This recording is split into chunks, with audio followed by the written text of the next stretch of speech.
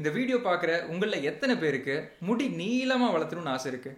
Long hair styles எல்லாம் என் வாழ்க்கையில் ஒரு வாட்டியாச்சும் ட்ரை பண்ணி பார்க்கணுங்கிறோன்னு ஆசைப்படுறவங்க இந்த வீடியோ லாஸ்ட் வரைக்கும் பாருங்கள். பொதுவாக எல்லா பசங்களுக்குமே முடி நீளமாக வளர்த்தி அழகாக ஸ்டைல் பண்ணுங்கிற ஆசை ஸ்கூல் படிக்கும் போதுலேருந்தே இருக்கும். ஆனால் ஸ்கூல் படிக்கும்போது நமக்கு வச்சுட்ட ஹேர் ஸ்டைல் உங்களுக்கு ஞாபகம் இருக்கா?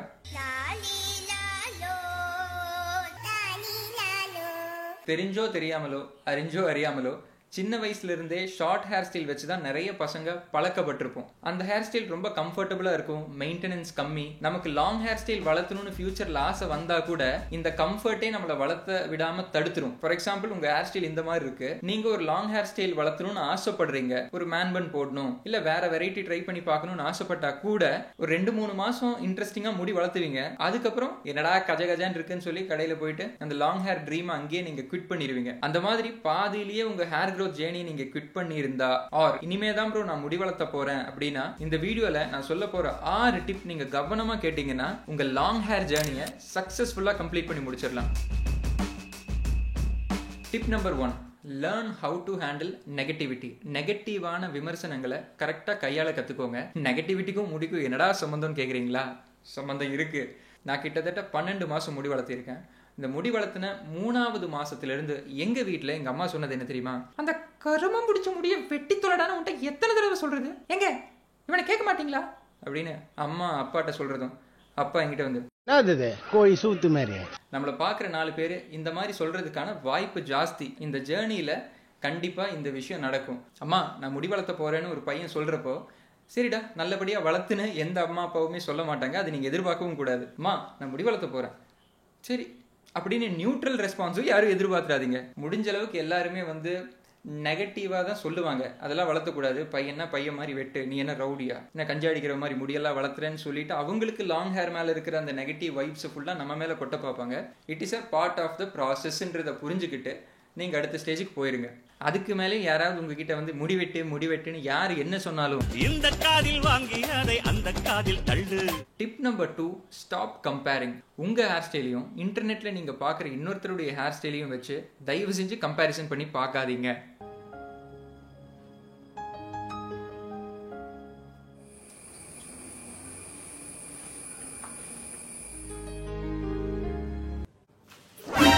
அட ஆமாங்க, எல்லாருக்குமே ஒரே ஹேர் டைப் இருக்கிறது இல்லை. For example, straight hair type இருக்கிறவங்க லாங் ஹேர் வளர்த்துனா அவங்களோட முடி பார்க்கறதுக்கு இந்த மாதிரி இருக்கும்.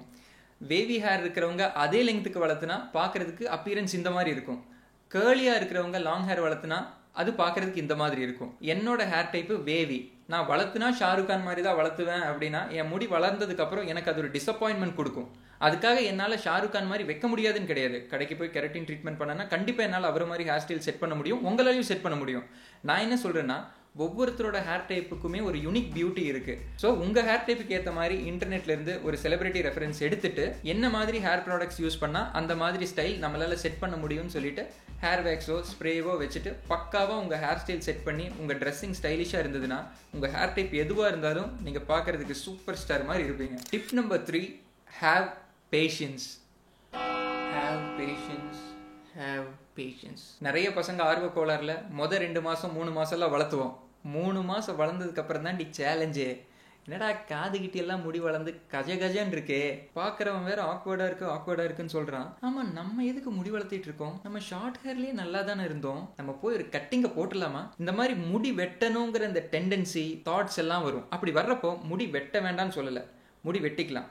2 நாள் கழிச்சு வெட்டிக்கலான்னு அந்த முடிவை ஜஸ்ட் தள்ளி போடுங்க. ஏன்னா எனக்கு முடி வெட்டலான்னு ஒரு தாட் வர்றப்போ அவசரத்திலேயே நான் போய் வெட்டினாதான் என் முடியை வெட்டுவேன். பட் 2 நாள் கழிச்சு வெட்டலான்னு தள்ளி போடுறப்போ அன்னைக்கு நைட்டு நீங்க தூங்கி எந்திரிச்சதுக்கு அப்புறம் ஆட்டோமேட்டிக்கா உங்க மனசு மாறிடும். நான் 2 time hair growth journey attempt பண்ணியிருக்கேன். 4 மாசம் கழிச்சு 2 டைமே வெட்டியிருக்கேன். முடி வெட்டி 2-3 மாசம் கழிச்சு எனக்கு என்ன தோணி இருக்குன்னா, அன்னைக்கு மட்டும் நம்ம முடி வெட்டாம விட்டுருந்தோம்னா இந்நேரத்துக்கு நம்ம லாங் ஹேர் எக்ஸ்பீரியன்ஸ் பண்ணியிருக்கலாமே அப்படிங்கிற மாதிரி ரெக்ரெட் எனக்கு வர ஆரம்பிக்கும். ஸோ அவசரப்பட்டு இன்ஸ்டன்டா இன்னைக்கே போய் முடி வெட்டணும் அப்படின்னு முடி வெட்ட வேண்டாம். 2 நாள் கழிச்சு வெட்டிக்கலான்னு உங்களுக்கு டைம் கொடுங்க. அதுக்குள்ள உங்களோட மனசு மாறிடும். மனசு மாறலைன்னா போய் முடி வெட்டிடுங்க. ஏன்னா உங்களுக்கு லாங் ஹேர்ல அவ்வளோ இன்ட்ரெஸ்ட் இல்லைன்னு அர்த்தம். Tip number 4, focus on other areas of your personality. Hair growth ஜேர்னிக்கு நடுவில் உங்களோட ஹேர் ஸ்டைல் சம்டைம்ஸ் வியர்டா உங்களுக்கே ஃபீல் ஆகும்.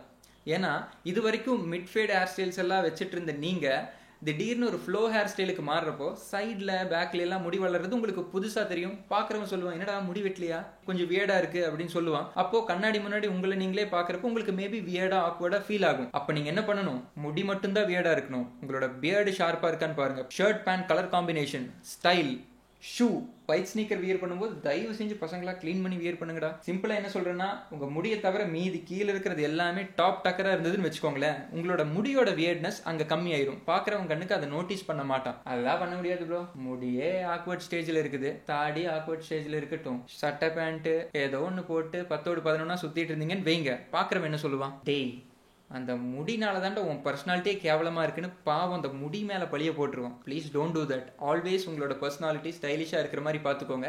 அதுவே உங்களுக்கு ஒரு மோட்டிவேஷன் கொடுக்கும் நம்மளுடைய இந்த ஜேர்னியை கண்டினியூ பண்ணுறதுக்கு. டிப் நம்பர் 5, ஆக்வர்ட் ஸ்டேஜ்னு ஒன்று கிடையவே கிடையாது. என்ன ப்ரோ ஆட்டம் பாம் போட்ட மாதிரி ஒன்று சொல்லிட்டீங்க அப்படின்னு உங்களுக்கு தோணும். நிறைய பேர் என்ன நினைக்கிறாங்கன்னா, ஆக்வர்ட் ஸ்டேஜ்னு ஒன்று இருக்குன்னு நினைக்கிறாங்க. அந்த பொய்யை நம்பின நானும் ஒருத்தம்பா.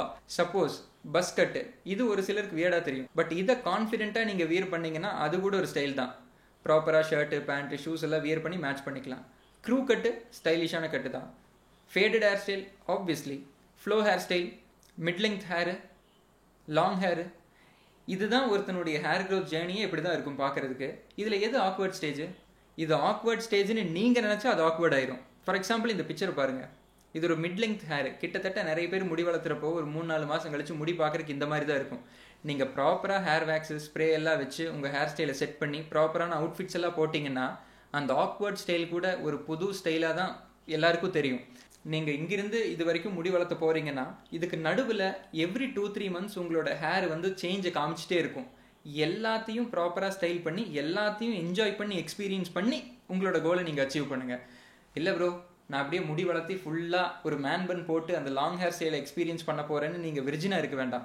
சென்டரில் இருக்கிற எல்லா ஹேர் ஸ்டைலையுமே ப்ராப்பராக என்ஜாய் பண்ணி உங்கள் கோலை கம்ப்ளீட் பண்ணுங்கள். Tip number 6, keep motivating yourself. YouTube போங்க, ஹேர் க்ரோத் டிரான்ஸ்ஃபர்மேஷன் வீடியோஸ் எல்லாம் பாருங்கள். ஷார்ட் ஹேர்லேருந்து எப்படி ஒரு வருஷம் கண்டினியூஸாக வளர்த்தி அவங்க அந்த லாங் ஹேரை அச்சீவ் பண்ணியிருக்காங்கன்ற மாதிரி வீடியோஸ் இருக்குது. அதே மாதிரி மேல் மாடல்ஸ் அண்ட் சினிமா ஸ்டார்ஸுடைய long hair pics and videos எல்லாம் பாருங்க. அதெல்லாம் பார்க்குறப்போ உள்ளிருந்து உங்களுக்கு ஒரு இன்ஸ்பிரேஷன் கிடைக்கும். கொஞ்சம் கஷ்டப்பட்டு நம்ம வளர்த்துனா அந்த யூனிக்கான ஒரு ஹேர் ஸ்டைலை நம்மளால எக்ஸ்பீரியன்ஸ் பண்ணிட முடியும்.